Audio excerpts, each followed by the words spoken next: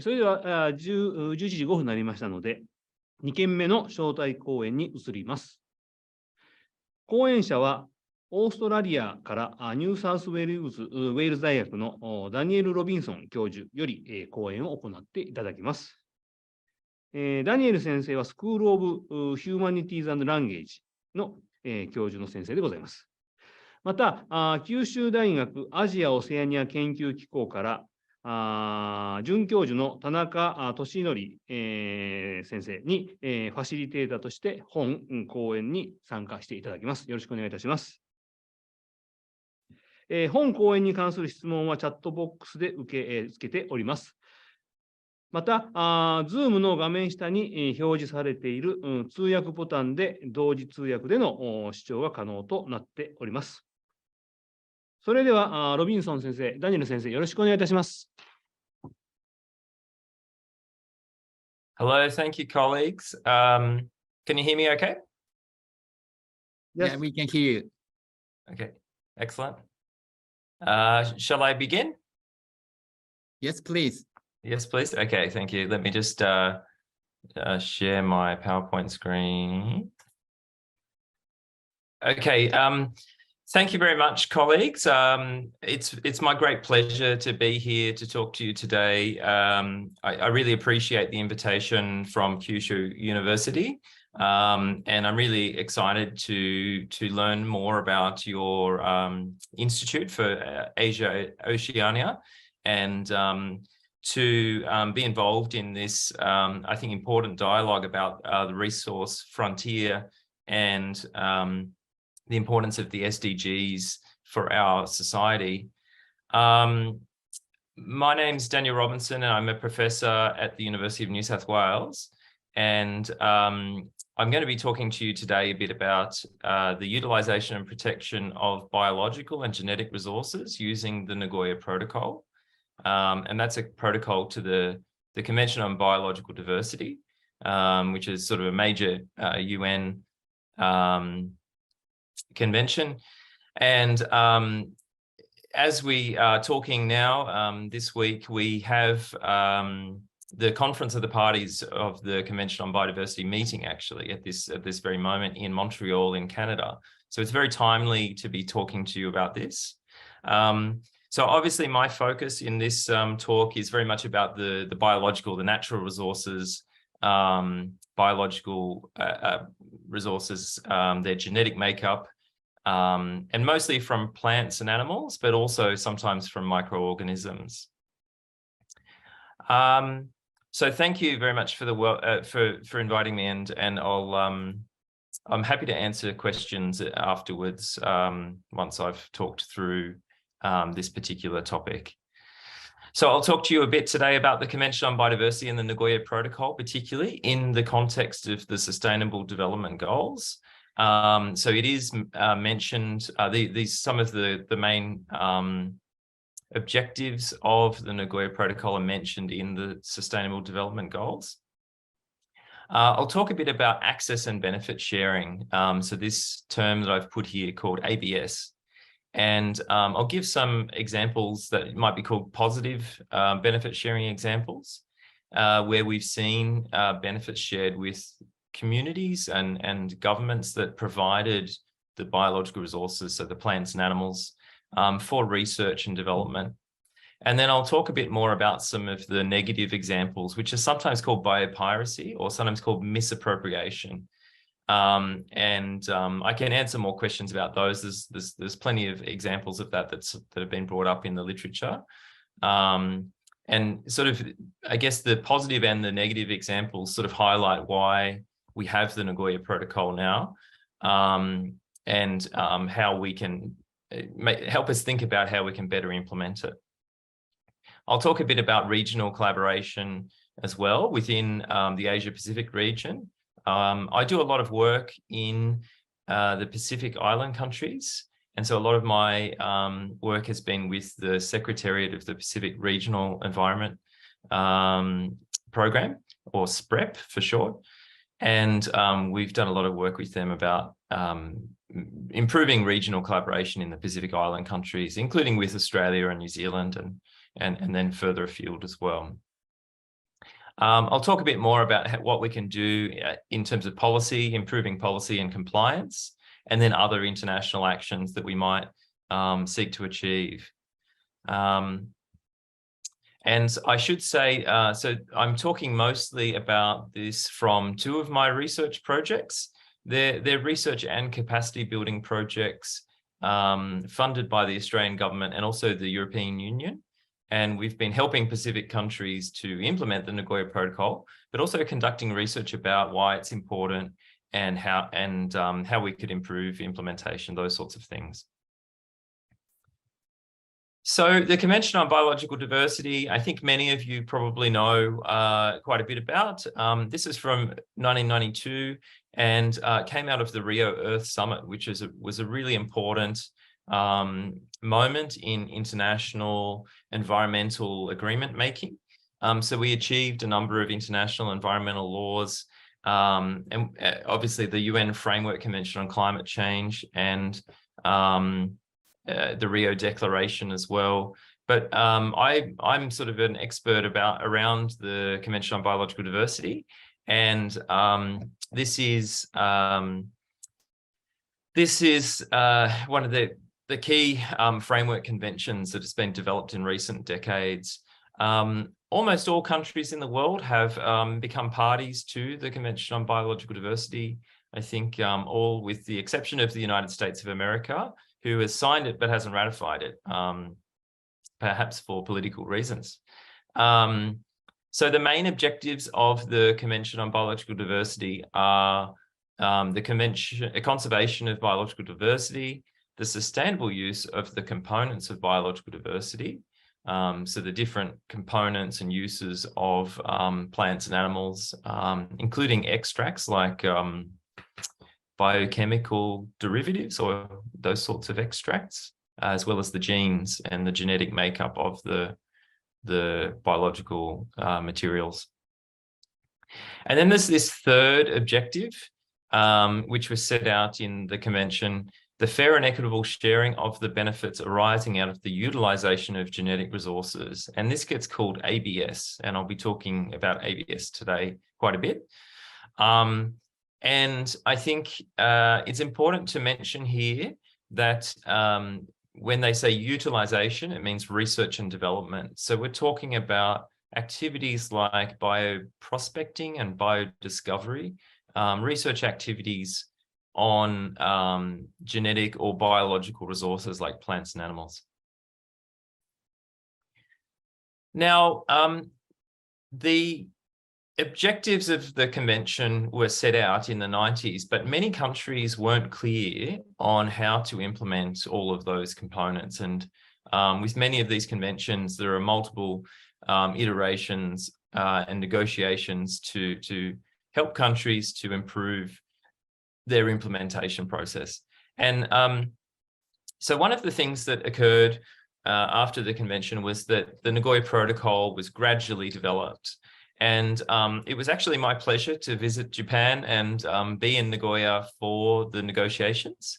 They had a conference of the party of the Convention on Biodiversity and in October 2010. And the parties to the convention were able to negotiate this new protocol. So it was a pleasure to be there and to see the negotiations. And it's nice to see that this was achieved in Japan. Once it was established, it came into force in 2014. And I think there are about 138 countries from around the world that have now ratified or adopted the Nagoya Protocol. From my side, from Australia, Australia has signed it and is looking to ratify the Nagoya Protocol soon. And in the Pacific where we work, 10 out of the 14 small Pacific Island countries have ratified the Nagoya Protocol, and Papua New Guinea is planning to ratify. So the Nagoya Protocol gives a bit more detail about this idea of access and benefit sharing. So the idea with access and benefit sharing is to have fairness and equity. So these key words are used throughout the protocol and the convention. So the focus is still on access to genetic and biological resources for research and development.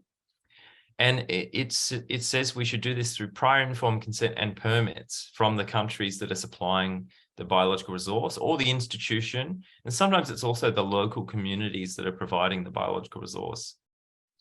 So this has come about because in past decades, so in the in the 50s, 60s, 70s, 80s, and 90s, researchers were often accessing biological resources from other countries without necessarily getting a permit or without getting prior informed consent. And then sometimes they were filing or claiming new inventions and claiming intellectual property rights relating to those new inventions.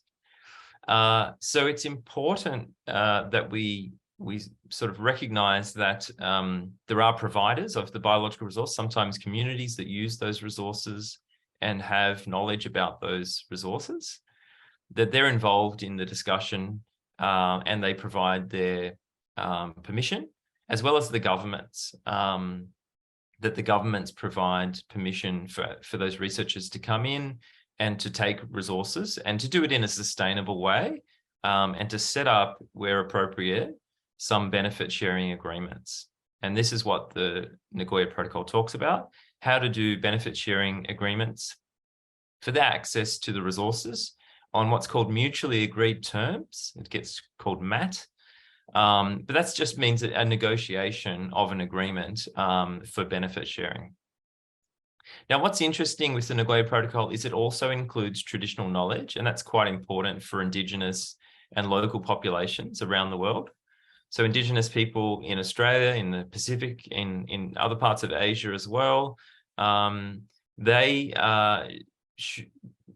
people are researching plants and animals and their uses, if they're acquiring traditional knowledge from Indigenous people, they should be getting prior informed consent as well. And where possible, setting up a benefit sharing agreement with those communities. So the Nagoya Protocol helps us do this and helps governments to set policies or laws and permit systems up for this process. If we look at the Sustainable Development Goals, we have a number of targets that talk about some of these concepts and issues. So one of the obvious ones is 15.6 on life on land. There is an indicator for the target 15.6. The number of countries that have adopted laws or policy frameworks to ensure fair and equitable sharing of benefits. And you can see the number of parties in relation to this target. There are 138 parties to the Nagoya Protocol. And as I said, almost all countries are parties to the Convention on Biodiversity. So bioprospecting, I've got some definitions here. Sometimes people use the term biodiscovery as well. This refers to the discovery and extraction of products from nature. And it can contribute to biodiversity conservation as well as local community custodianship of the environment through benefit sharing. There's the hope that funds going back to these communities and governments may provide funding towards their conservation initiatives. And we're talking about research across many fields, including pharmaceuticals, plant breeding, biotechnologies, crop protection, cosmetics and foods, and other things as well. So often this research can lead to commercially valuable products that generates a lot of revenue. The idea is that some of that could be shared back to local communities or governments that provide the biological resource. So I wanted to share a few examples of some of the success stories that we've seen around the world. And I think many researchers and policymakers that work in this space, they want to hear some of these good news stories. So one example is called the International Cooperative Biodiversity Groups program. And this was funded by the US government, actually, the National Institute of Health.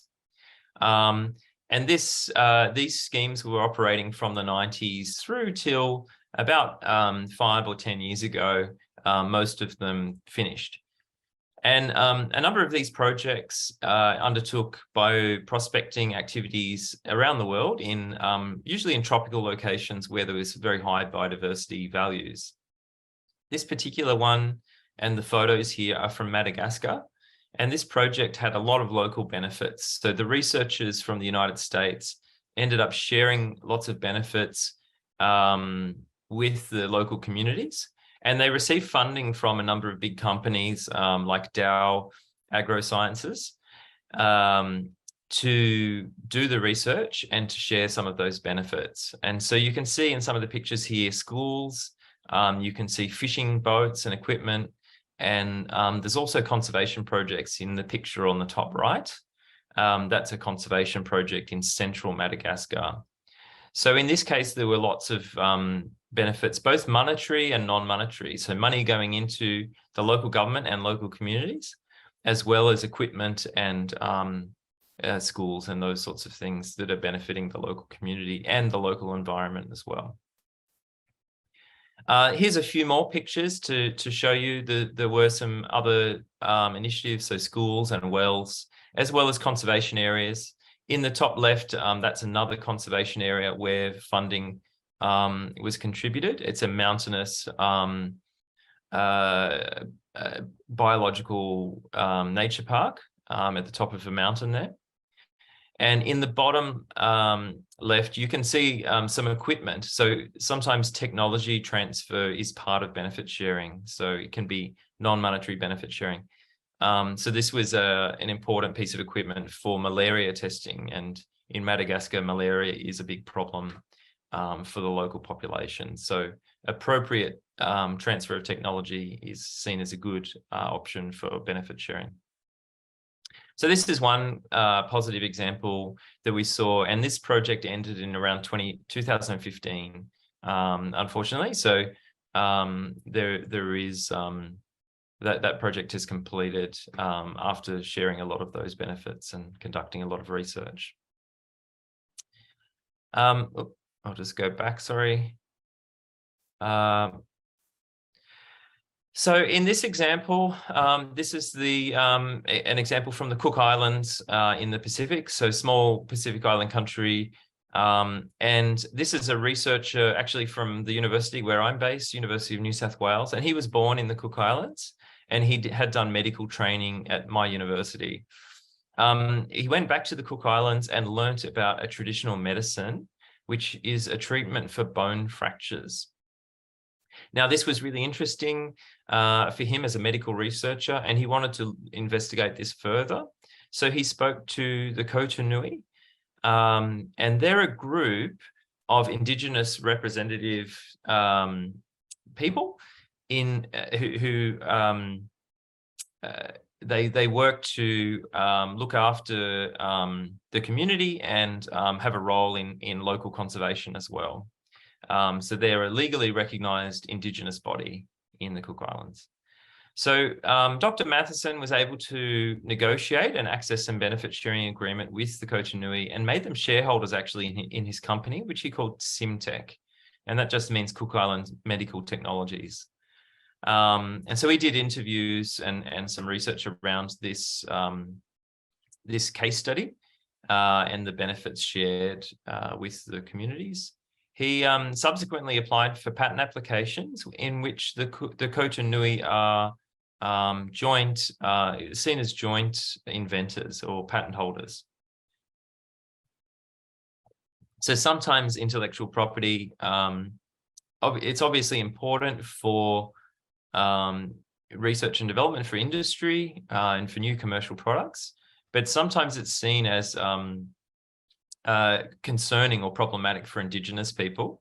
And so in this case, it was important that there was a benefit sharing agreement about the patents as well, and the recognition for the Kotunui people on the patent documentation.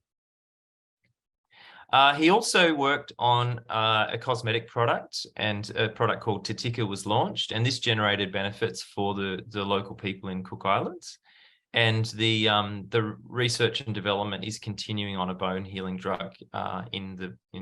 for veterinary purposes, so for treating animals and like dogs and horses. And there are benefits paid to the Kotonui people through dividend payments because they're shareholders in that company. So this is seen as quite a positive benefit sharing agreement. And just some pictures here to illustrate. You can see some of these bottles of the active ingredient in the Simtech laboratory in the Cook Islands in the township of Avarua. This is the laboratory. It looks a bit like a shed, but it's a laboratory. And this is where they do the basic extract from plants that are found in the Cook Islands to be used in these medicines and the skincare product.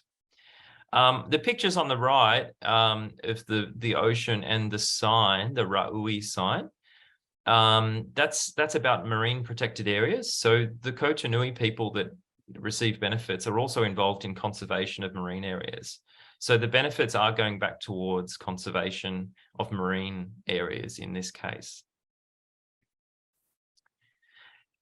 This is another one which I'll just show you very briefly. This is another one of the projects that are implemented by the International Cooperative Biodiversity Group project, the ICBG, that is often funded from the United States companies and researchers and government.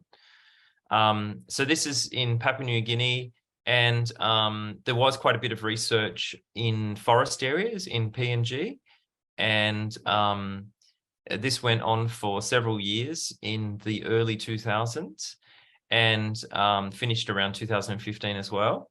The researchers did benefit sharing in relation to snake bites. So you can see in the picture here on the left, there's what's called a herpetarium, which is a snake. It's a snake conservation facility where they actually they milk the venom of the snakes. They take the venom from the fang of the snake. And it's used for treatment of local people that get bitten by the venomous snakes in Papua New Guinea. On the right-hand side is a traditional healer, and there was benefit sharing in relation to her traditional knowledge of medicines, and they helped her set up her laboratory and improve the safety of her traditional medicines for treatment of local people as well. So there are quite a lot of local benefits like this, and a lot more actually. This is just sort of a few examples.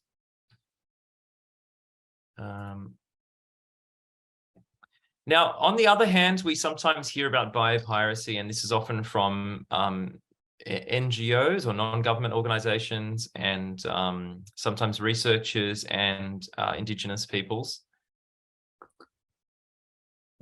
The term gets used when we're talking about the unauthorized extraction of biological resources and associated traditional knowledge from developing countries and also from local or Indigenous peoples, and often in relation to the patenting or other intellectual property protection of inventions based on this knowledge and without compensation or benefit sharing.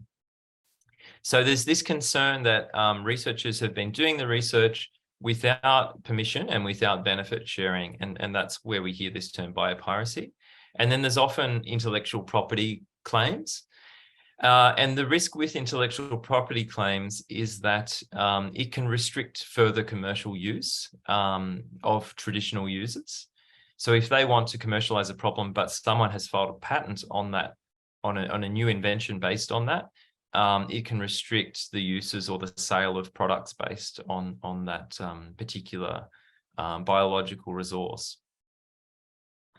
Now, there's concerns about a number of species. We've looked at quite a lot in the region and Australia. One that I'll mention here is kava. So kava is well known as part of a ceremonial drink in places like Vanuatu and Fiji, Hawaii as well. And the scientific name is Piper methysticum. And it's a culturally and economically important plant in the Pacific region. And there's a lot of folklore around its uses, around its traditional uses. And it's been used ceremonially for a number of purposes. And there's concern that in recent years, it's been traded more and more, and there are 150 patents being filed relating to its uses, many close to or based on the traditional uses.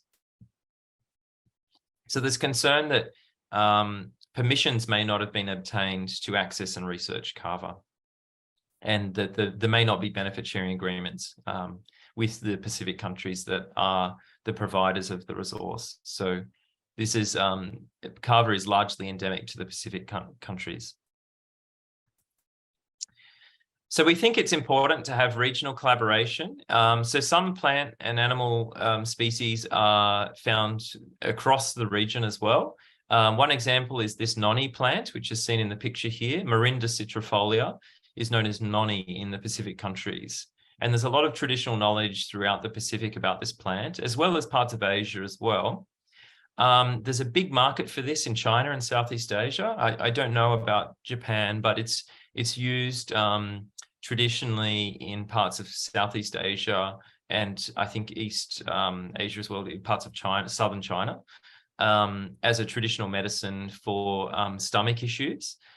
And so you can see there's a lot of patent activity relating to this in the graph on the right-hand side. So in the year 2000 onwards, a lot of people have been filing patents. So 662 patents or applications have been filed, and relating to all sorts of different uses, skincare, cosmetic, pharmaceutical, most of them medicinal sort of uses. And a lot of it is being collected in Southeast Asia, but also the Pacific. And so we expect there should be prior informed consent and benefit sharing with the Pacific countries. But in the map, you can see it's found in many places. And so we want to encourage regional collaboration for access and benefit sharing when accessing a resource like this. Sometimes what we might need to do is to establish a regional trust fund, something like that for regional benefit sharing, and sometimes better coordination between universities and companies in this sort of regional context. We see this in the Pacific, where there is a regional university called University of South Pacific.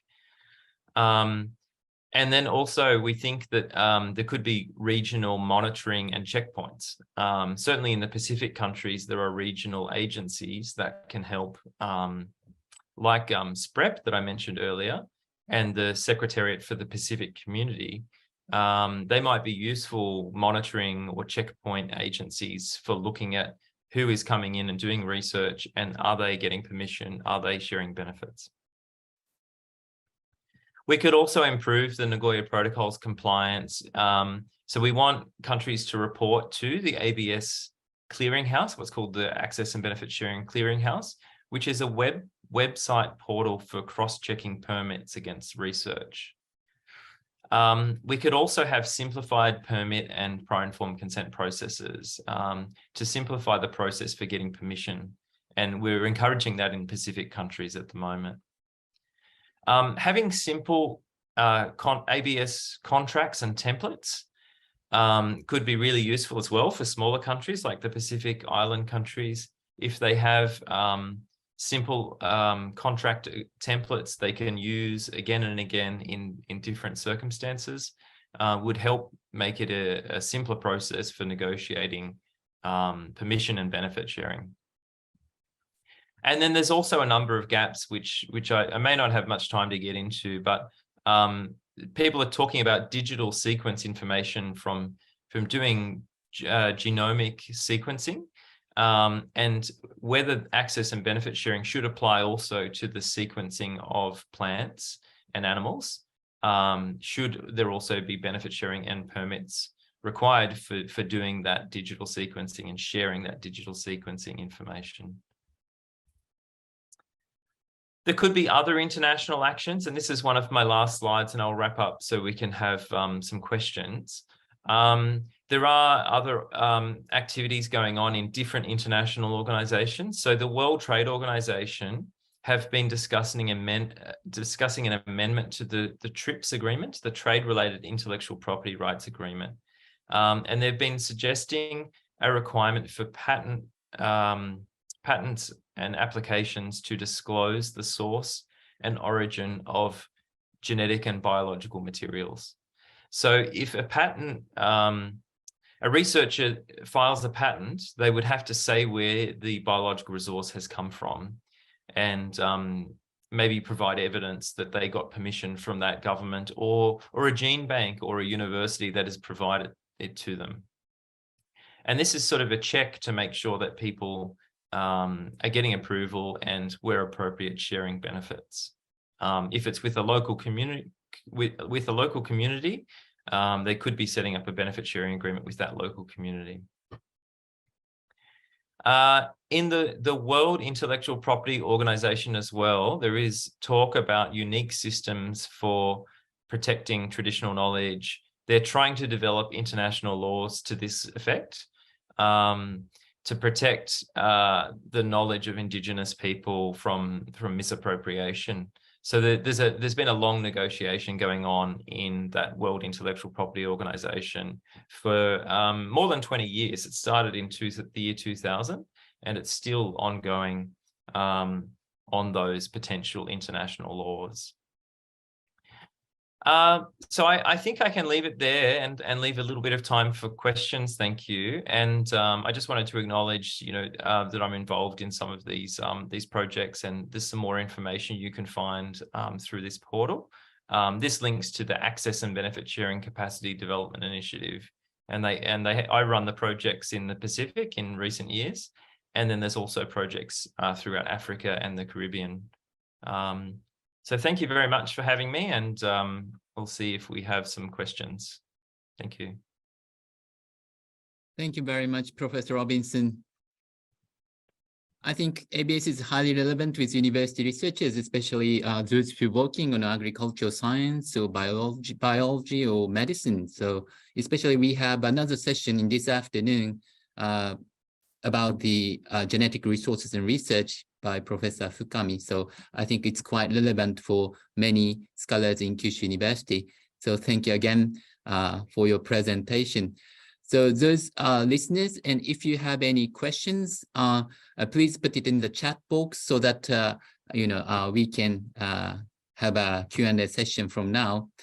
And waiting for the chat box, maybe I want to start from my side. My name is Toshinori Tanaka. My background is environmental policy and governance, and it's quite relevant with your expertise. Especially, I'm focusing on the governance of protected areas, but I'm also interested in the genetic resources as well.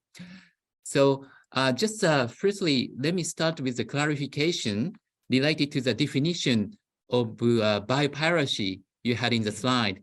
So you said, you quoted the definition that biopiracy is only subject to developing countries, or because the mega biodiversity countries like Australia or China, they are now considered developed country. But what do you think? The biopiracy, it is also relevant with those developed countries as well? Yes, very good question. Yeah, I agree. I think actually biopiracy can happen anywhere. So I think it does happen in Australia too. I think in the early days, in the 90s, when people were talking about biopiracy the most, that's when that definition was from Graham Dutfield in 2004. Most of the focus was on countries like India, Peru, Brazil, and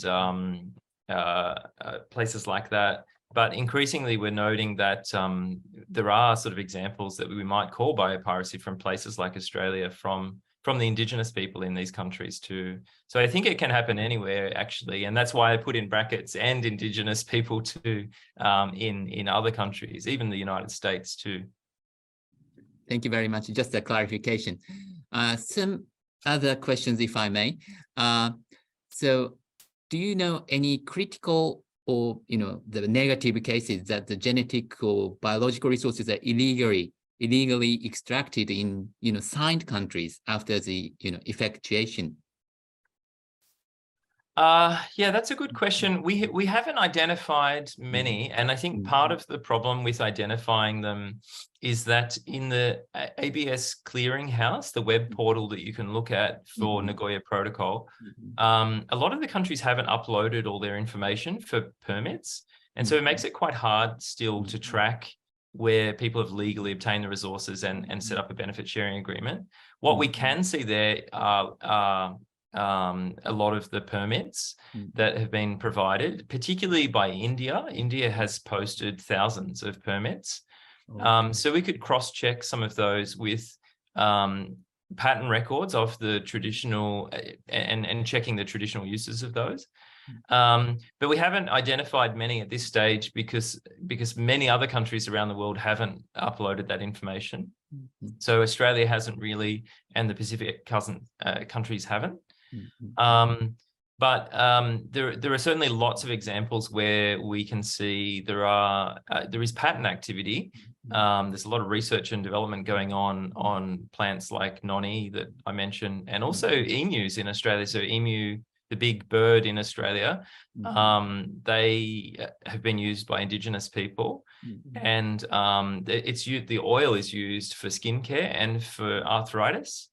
And there are a lot of patents in the United States relating to uses of emu that we think are concerning.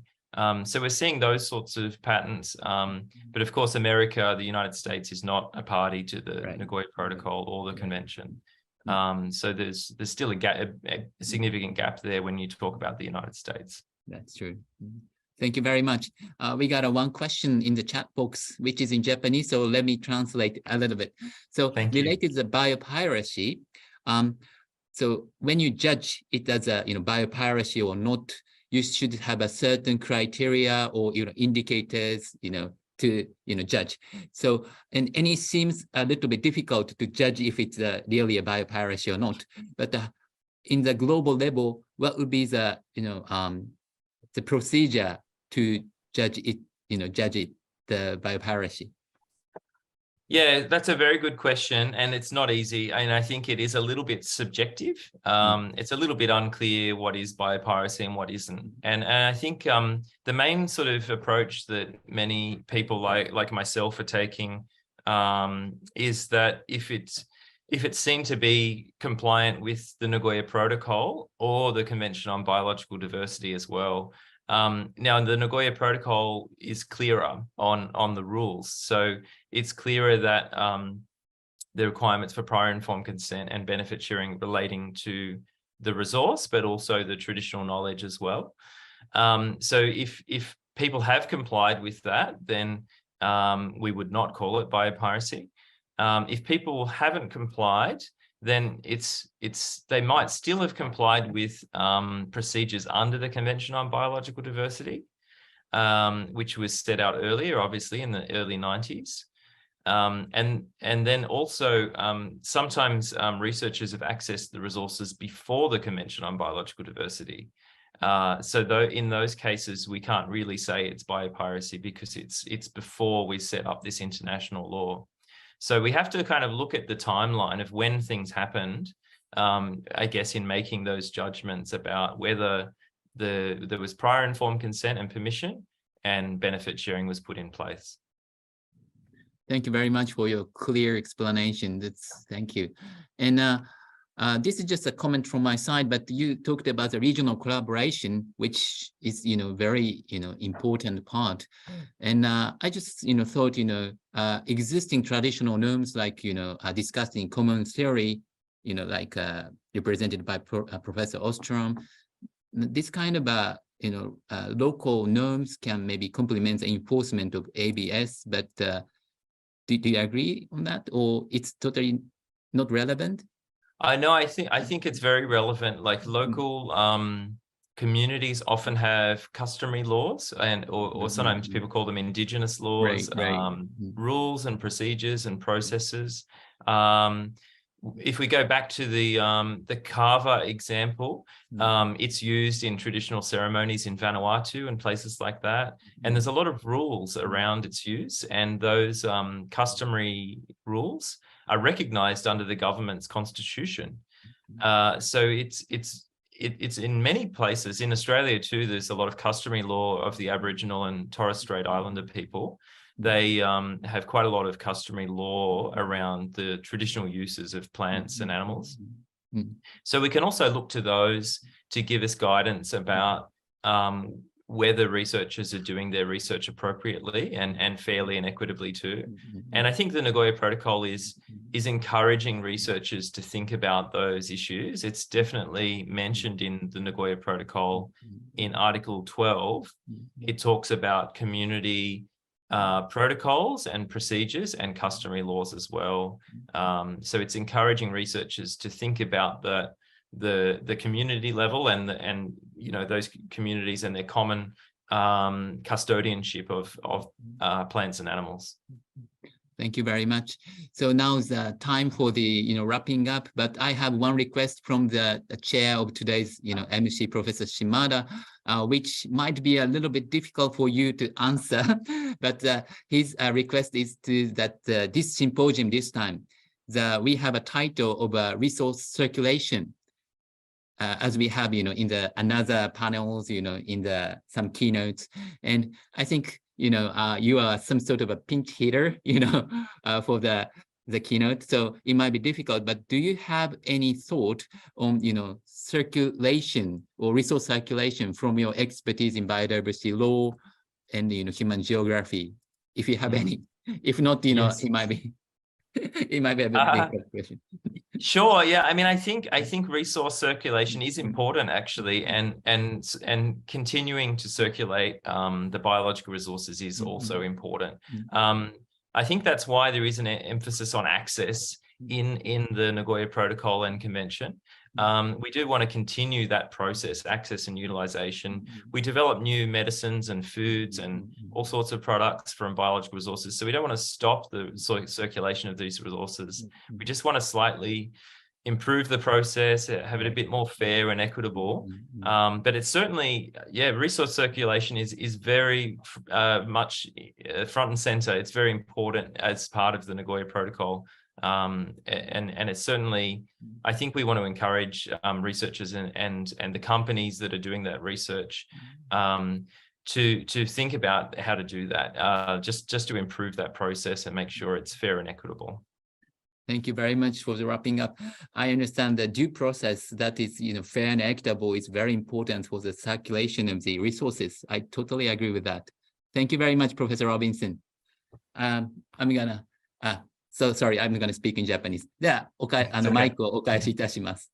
Thank you very much, Professor Robinson. I very, very appreciate for our very difficult topic and questions. Thank you very much. I appreciate being here and being invited. It's been a pleasure. Thank you. Yep. 田中先生、ありがとうございました。ありがとうございました。それではダニエル先生のご講演をこれまでということで終わりたいと思います。ダニエル先生、ありがとうございました。So thank you very much. Thank you very much. Thank you for your time and thank you for listening and very good questions. Thank you very much. Thank you. Bye. Bye. それでは、以上で、午前の部は終了となります。